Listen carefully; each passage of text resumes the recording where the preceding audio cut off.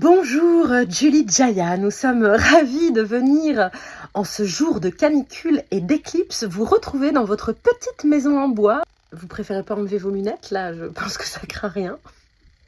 Non, je ne préfère pas prendre de risques. Ok. En ce jour d'éclipse, nous aimerions savoir qu'est-ce que cette obscurité vous invite à voir.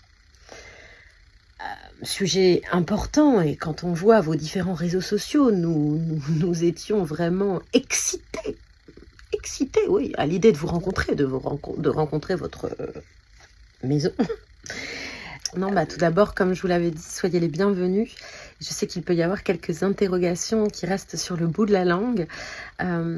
J'ai à cœur de ne pas fixer une identité ou fixer une étiquette plutôt sur ce que je propose et sur qui je suis, car je suis intéressée par de nombreuses choses, et disons que j'aime l'idée que nous puissions être plusieurs roses de couleurs dans un même jardin et avoir plusieurs couleurs à l'intérieur de nous sans forcément nommer, et pour nous permettre d'accueillir cette grande liberté, ce fantasque qui est en nous et qui offre au monde toutes ces couleurs.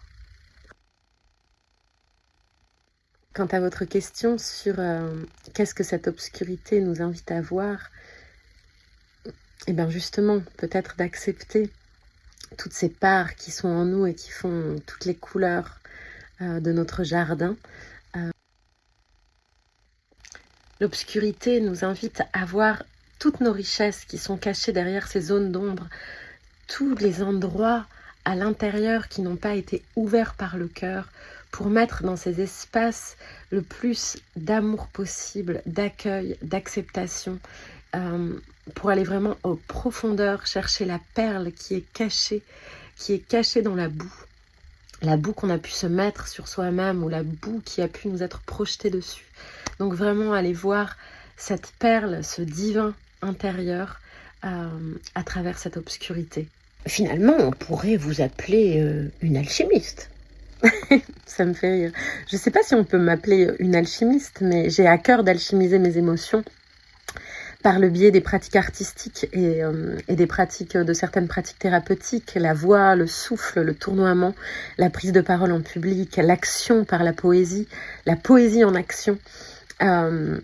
Et on pourrait dire plutôt que je suis une grande chercheuse, une chercheuse qui m'a amenée à aller sur différentes voies et à m'engager sur certaines plus que sur d'autres. En ce moment, le tournoiement prend une énorme place dans ma vie, et je dirais qu'il me relie et qu'il aide à relier chacun à sa partie divine pour reprendre toute sa souveraineté et pour vraiment écouter ce qu'il y a au fond de son cœur. Une chercheuse de vérité, c'est bien ce que je pensais. Merci de nous avoir accueillis chez vous, Julie Jaya, c'est comment vous appelez, hein. Merci pour les roses, pour la couleur des roses, merci pour l'odeur des roses, et peut-être pourrions-nous finir par un petit poème, une de vos spécialités. Avec joie, vous êtes bienvenus. Merci d'être venu à moi jusque dans cette forêt. Alors un petit classique de Rumi pour se quitter. La vie coule à travers l'obscurité, ne la fuis pas, car c'est à travers elle que tu trouveras la lumière.